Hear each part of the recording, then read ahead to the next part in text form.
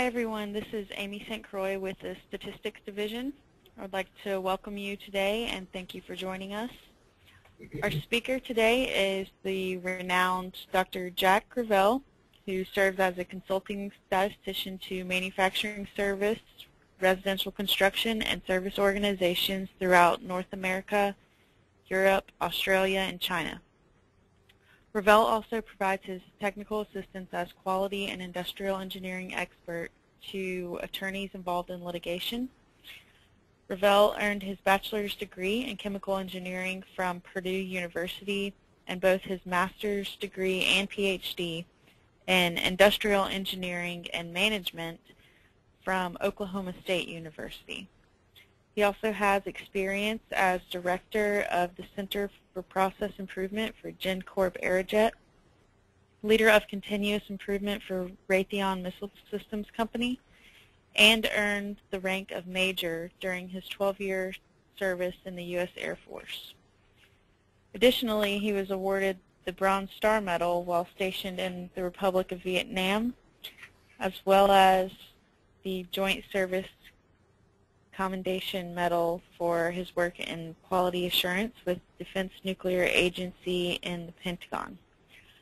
Quite a well-accomplished man and one who still seeks to impact the world of quality.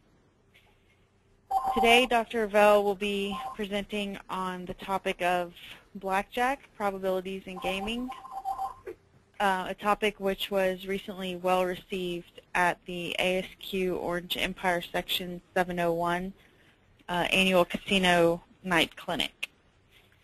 So today during the presentation, all phones and microphones other than mine and Dr. ReVelle's have been muted. So if at any time you have any questions or comments, please use the questions interface in the GoToMeeting control panel. And I'll hold all these questions until the end of the presentation, at which time Mr. Jack will have some time to answer those questions for us. So without further ado, I will hand things over to you, Dr. ReVelle, and thank you again for presenting with us today. And thank you very much, Amy, and welcome to all the participants who are interested in finding out about blackjack. As Amy mentioned, I presented this to the Orange Empire Section 701 during their casino night in December of 2014, and it was well received. Okay. I'm sorry, could we start again? This phone keeps ringing, and I know who it is. I'm going to have to cut her off. Okay. Amanda?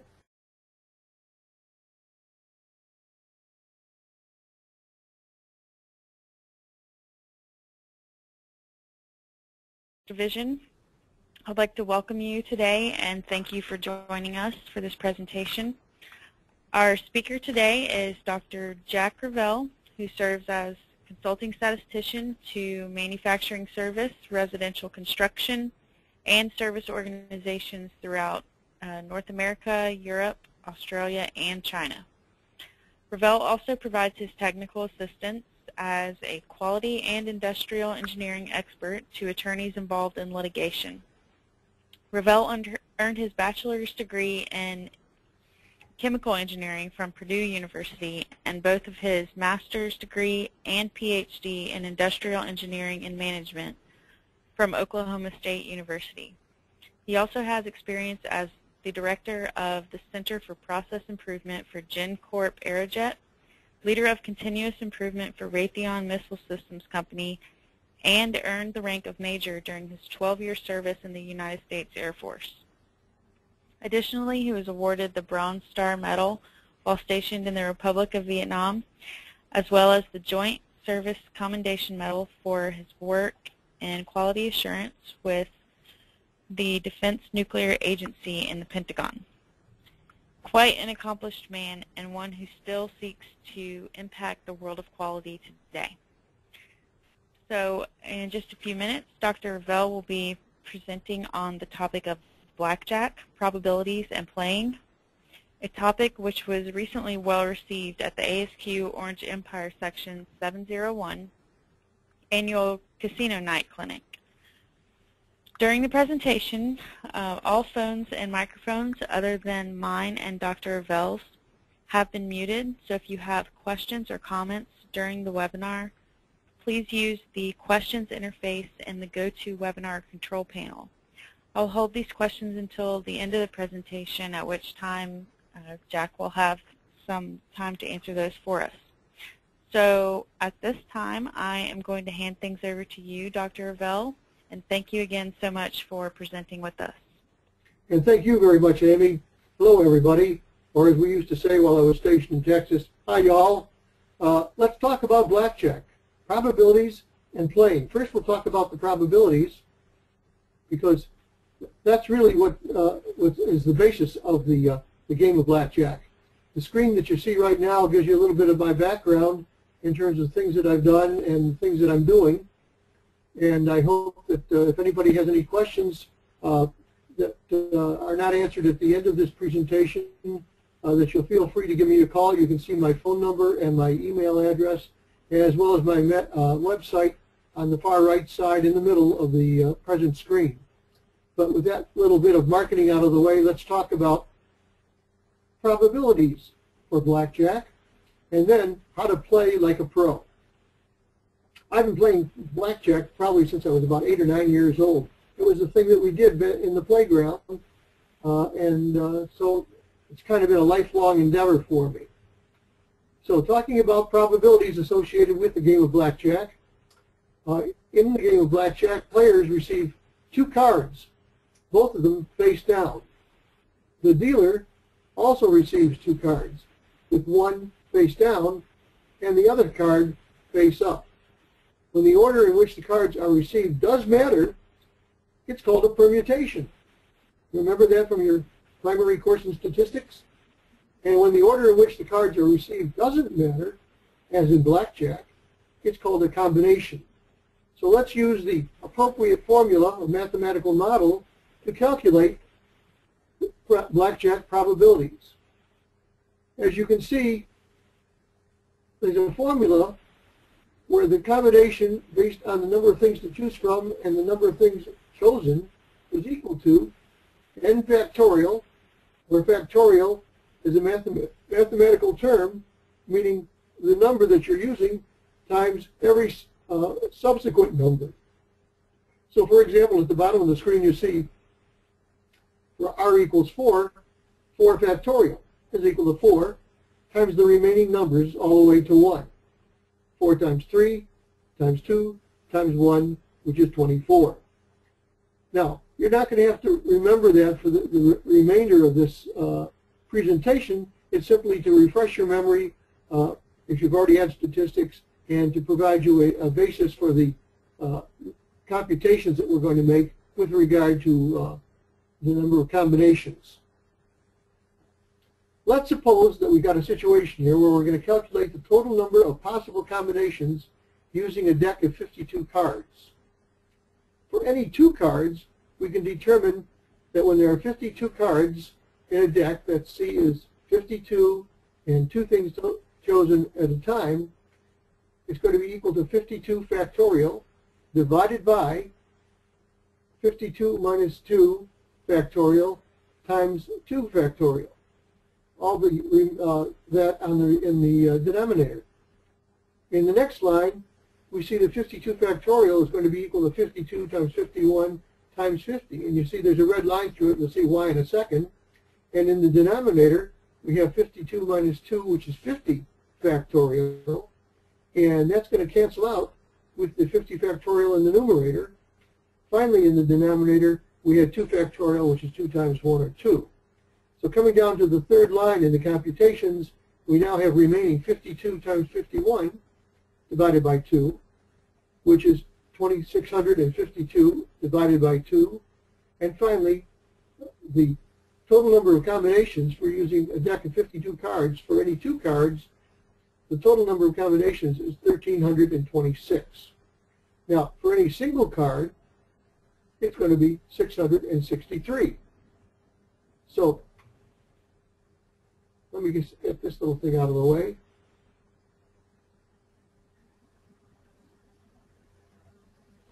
Now, let's look at the probabilities for a good initial hand in the game of blackjack.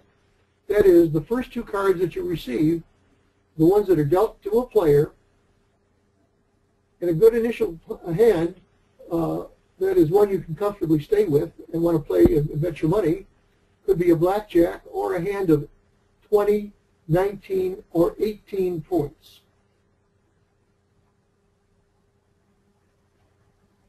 On slide 9, the probability of a blackjack on the first two cards is equal to 32 divided by 663. Remember, 663 is the number of possible combinations of 52 cards taken two at a time, taken one at a time, and we have 32 divided by 663, which is 4.83%. Where does the 32 come from? It comes from 4 aces and 4 kings, 4 aces and 4 queens, 4 aces and 4 jacks, as well as 4 aces and 4 tens. Those are all the different possibilities for getting a blackjack. The probability of a natural blackjack is equal to 8 divided by 663, which is 1.21%, where the 8 comes from 4 aces and 4 jacks. Note that this 1.21% is included in the original 4.83% at the top of the screen. Then, without going ahead and doing the actual calculations, here are the results. The probability of getting 20 points on the first two cards is equal to 68 divided by 663, or 10.26%. The probability of a 19 is a combination of the first two cards, is equal to 40 divided by 663, which is 6.03%. And finally, the probability of 18 on the first two cards is equal to 43 divided by 663, which is 6.49%. Moving on, we take those numbers that we were just looking at on slide 9 and on slide 10, we say the probability of a good initial hand, that is a blackjack, a 20, 19, or 18 on the first two cards, is equal to the following.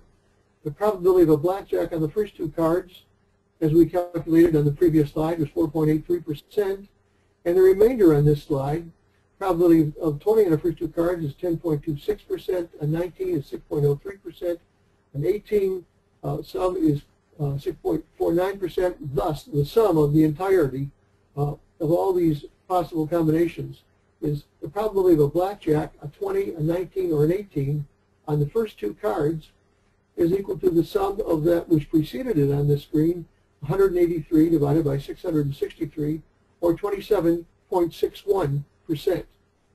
So on slide 11, we can say that the likelihood, that is the probability of obtaining a good initial hand, is calculated by totaling the corresponding probabilities just calculated.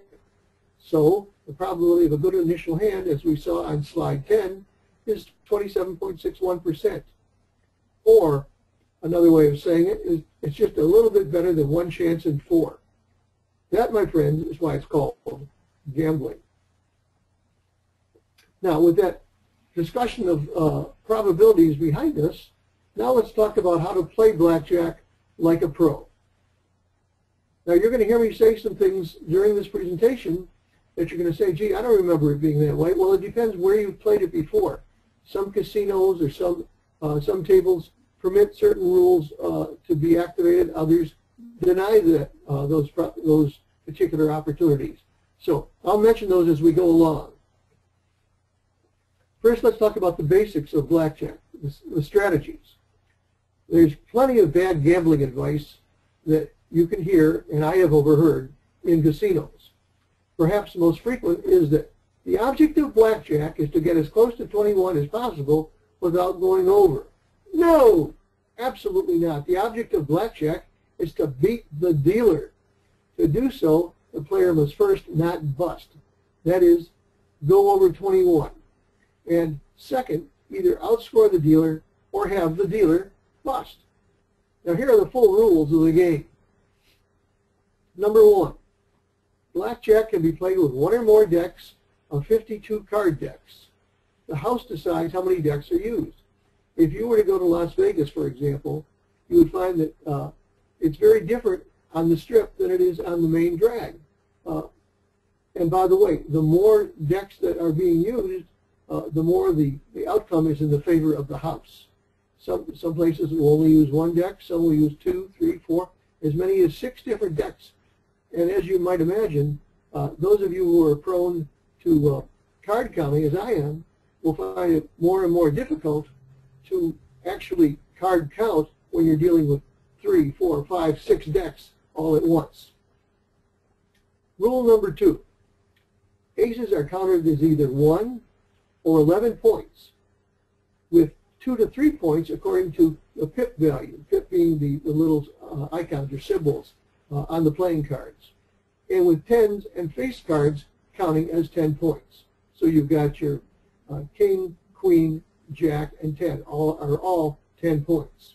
The aces are 1 or 11 points, and 2 to 9 are just that. If there's 2 pips on the card, it's 2 points. 5 pips, it's 5 points. 9 pips, 9 points. And now to number 3. The value of a hand is the sum of the point values of the individual cards. Remember, you're starting with 2 cards. However, a blackjack is the highest hand, consisting of an ace and any 10-point card. It outranks all other hands. Number 4. We're on slide 15 now. After players at a table have bet, the dealer gives 2 cards to each player. Remember, you bet first, and then you get your cards. And then 2 cards either to him or herself. One of the dealer's cards is dealt face up. The face down card is called the whole card. That's H-O-L-E, not W-H-O-L-E, because all cards are in their entirety whole. This is a whole card because it's like in the hole. Number 5, if the dealer has an ace showing, he or she will offer a side bet called insurance. This side wager pays 2 to 1 if the dealer's whole card is any 10-point card. Insurance wagers are optional and can exceed half the original wager.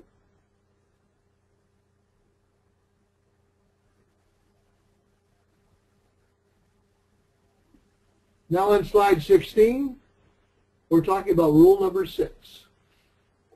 If the dealer has a 10 or an ace showing, after offering insurance, if he or she has an ace showing, then he or she will peek at his or her face down card to see if he or she has a blackjack. If the dealer does, then he or she must turn it over immediately. If the dealer does have a blackjack, this is number 7, then all wagers, except insurance, will lose, unless a player also has blackjack. This results in a push, a tie.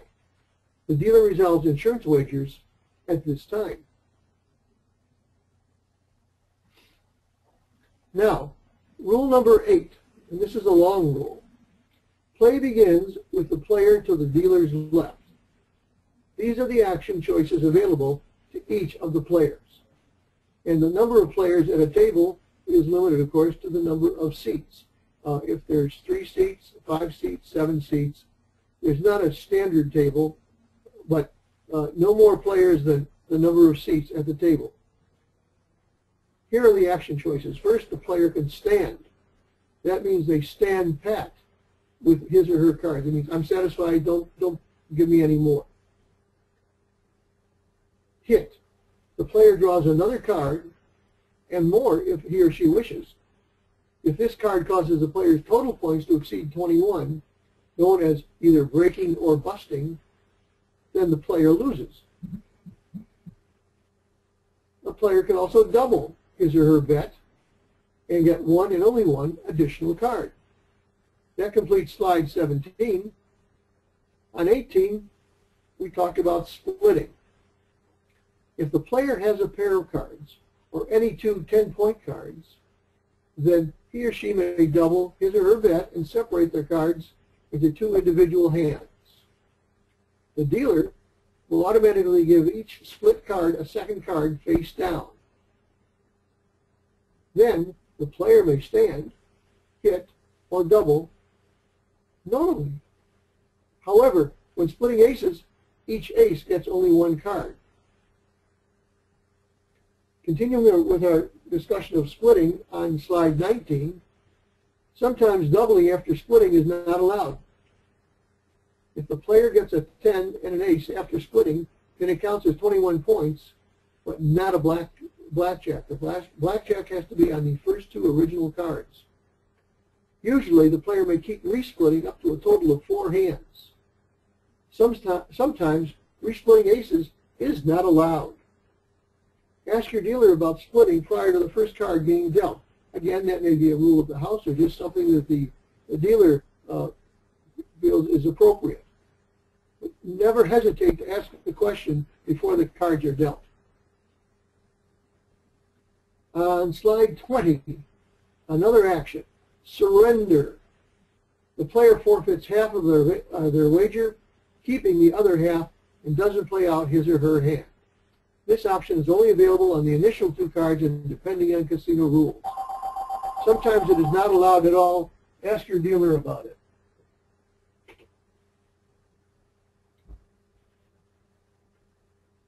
Number 9.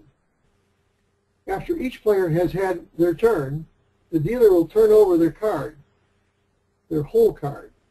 If the dealer has 16 points or less, then they will draw another card. A special situation is when the dealer has an ace and any number of cards totaling 6 points. This is known as a soft 17. At some tables, the dealer will also hit on a soft 17. Again, you need to ask the dealer in advance what they will hit on. Continuing with our rules. 10. If the dealer goes over 21 points, then any player who hasn't already busted automatically wins. Number 11. If the dealer doesn't bust, then the higher point value between player and dealer wins. Number 12. Winning wagers pay even money, except the winning player blackjack usually pays 3-2. Some casinos short pay blackjacks, paying even money. A rule strongly in the casino's favor. Ask your dealer about it, again, before any cards get dealt. Now, here's some facts for clarification. These are not rules. These are just things that you need to be aware of. A hard hand is one that either has no aces or has aces that are forced to count as 1 point. Otherwise, the hand busts. A soft hand is one with at least 1 ace, which may still count as 1 or 11 points. With a hard 10 or 11, you should double if you have more points than the dealer, treating a dealer ace as 11 points. Specifically, double with 10 against a 2 to a 9, and with 11 against a 2 to 10. Now, this is starting to sound a bit complicated, but don't worry, I'm going to provide you with some charts at the end so you don't have to memorize all these. Continuing with our clarification, if the strategy says to double, but you have 3 or more cards, or table rules don't allow soft hand doubling, then hit with one exception. You should stand with a soft 18. Getting pretty complicated here now.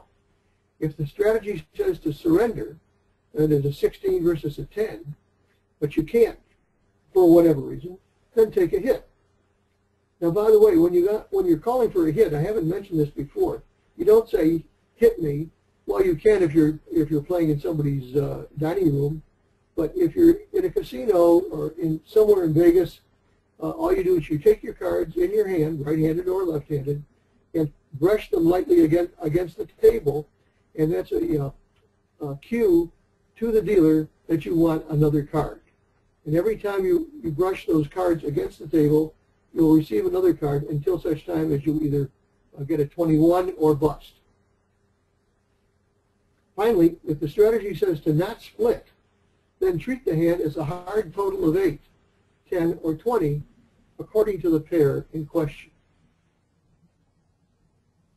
Now, here's one of the graphics I was talking about. You can see in the graphic on the right that you've got a listing of facts about the player's hand versus the dealer's up card to help you to make a decision. Now remember, a hard hand, as you see on the left, either has no aces or has aces that are forced to count as 1 point. A soft hand has at least one ace, which may count either as 1 or 11 points.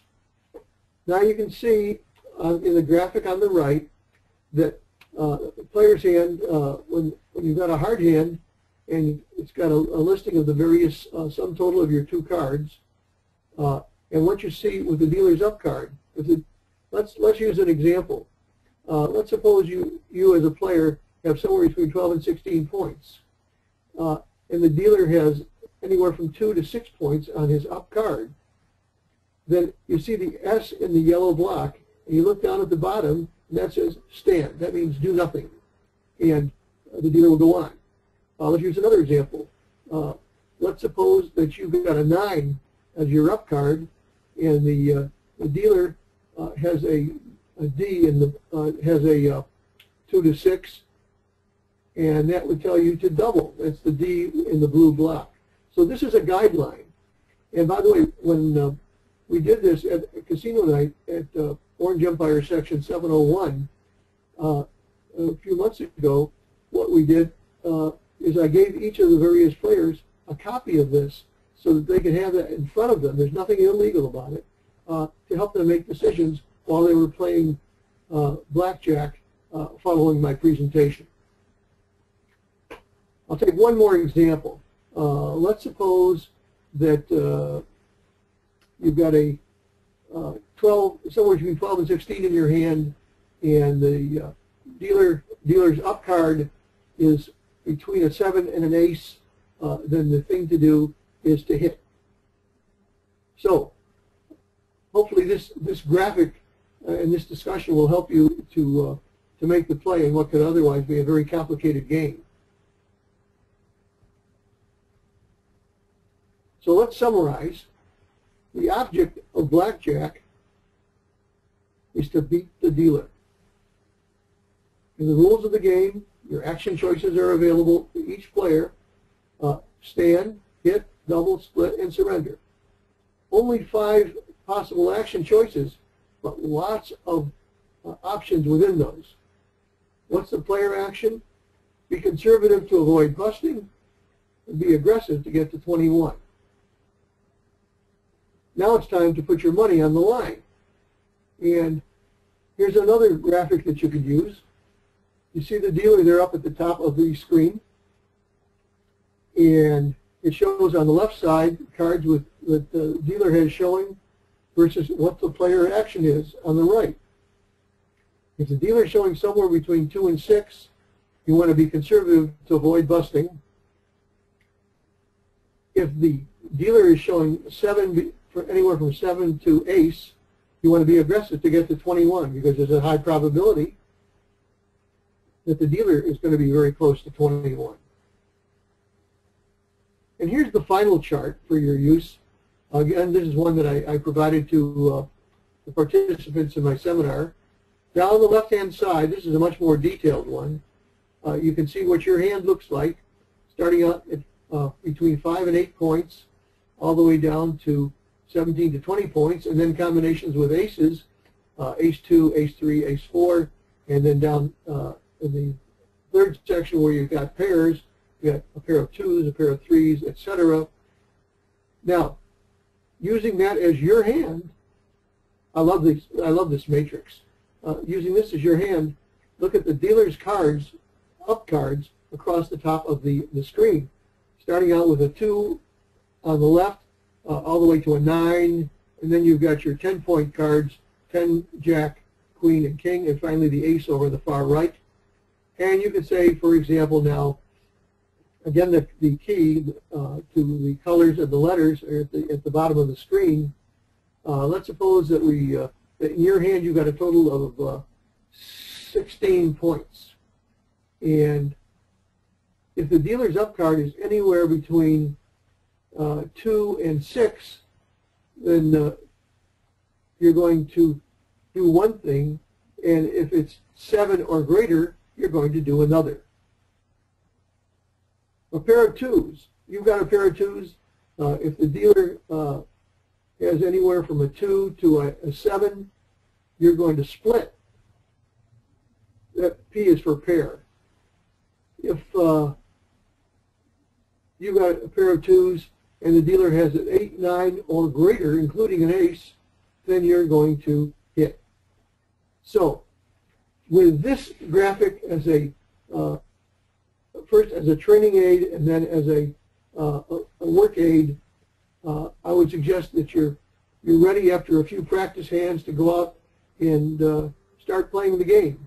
I urge you, I caution you, please, when you start betting, no matter how aggressive you are, don't bet more than you can afford to lose, because unless you're very, very lucky in terms of the cards coming your way, you're not likely to win unless you've got some experience behind you. So I got my fingers crossed for you. I'm kind of a superstitious statistician. That's not easy to say, but I think that takes care of it. And with that, I'll turn it back to Amy, and this will conclude the presentation on blackjack, probabilities, and playing. Amy, it's all yours. Okay, Jack, thank you for that very, very interesting presentation. There are a couple of questions. Somebody was asking, do you have a similar experience with other casino games or other games other than blackjack, or is this the game that you have the most experience with? Well, this is kind of my passion, but I do play a lot of poker. A number of firms that I've worked with, I'm thinking now, McDonnell Douglas, for example, in Huntington Beach, California. There was a group of us that formed a poker club, and we got together once a month to play poker.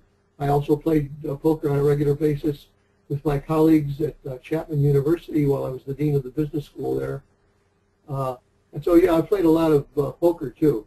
So, but I'm comfortable with the cards in my hands, and never playing the cards other than based on the probabilities that I've already studied. I stay away from dice. I'm uncomfortable with dice. Dice. Okay. Another question here is regarding slide number 29. Are all the options shown on slide 29 always available? I'm not sure that I understand the question. Could you expand on that? I'm assuming it means that at different casinos, and like depending on where you're playing the game, are all the options that are there, like hit, stand, split, double, are those always available regardless of the venue? To the best of my knowledge, yes. But remember, I've not played in all the casinos, and rules can change from time to time. So I'll say, in general, the answer to your question is yes, but there may be exceptions. Okay. Couple more questions here. If the chart is not followed perfectly, what are the player's odds against the house? Not good. Do you want me to expand on that, or is that sufficient? That should be sufficient, because the presentation includes the probabilities of each of those, each probability associated with the matrix. Yeah, exactly. So, let's see here. Remember that no matter how perfect your knowledge is of your hands and what the probabilities are associated with your hand, you have no idea what the dealer has in his whole card.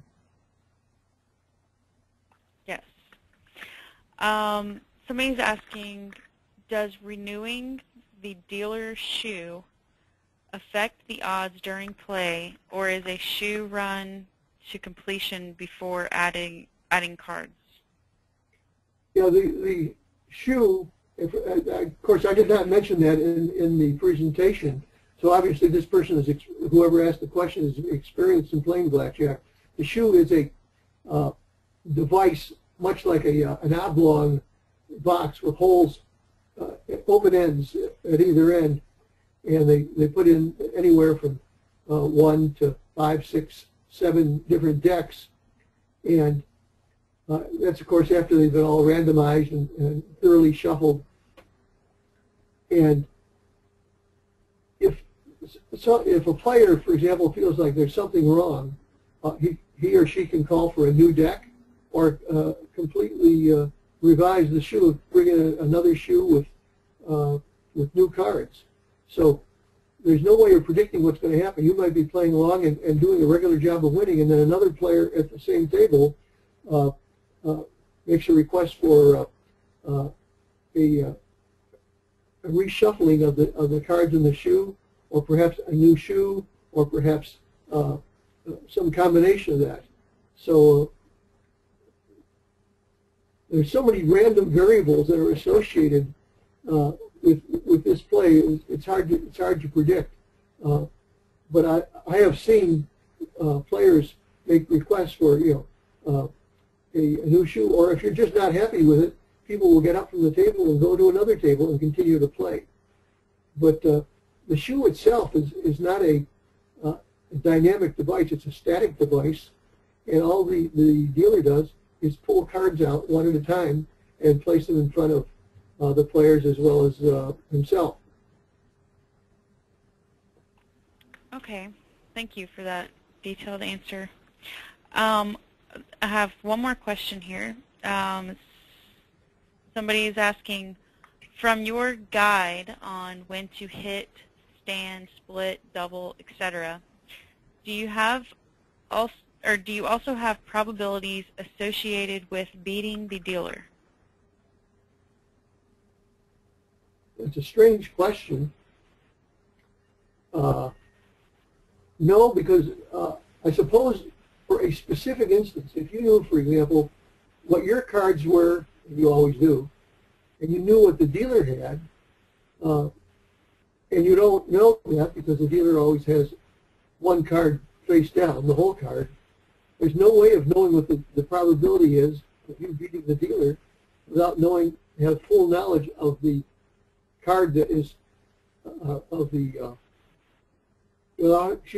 without having a full knowledge of what the dealer has. Now you could say, okay, what are all the different combinations that the dealer could have with whatever card is face up, and then running a string of what the card could be face down, the whole card, and then doing a summation of all the probabilities for the dealer against the probability that you have for your cards.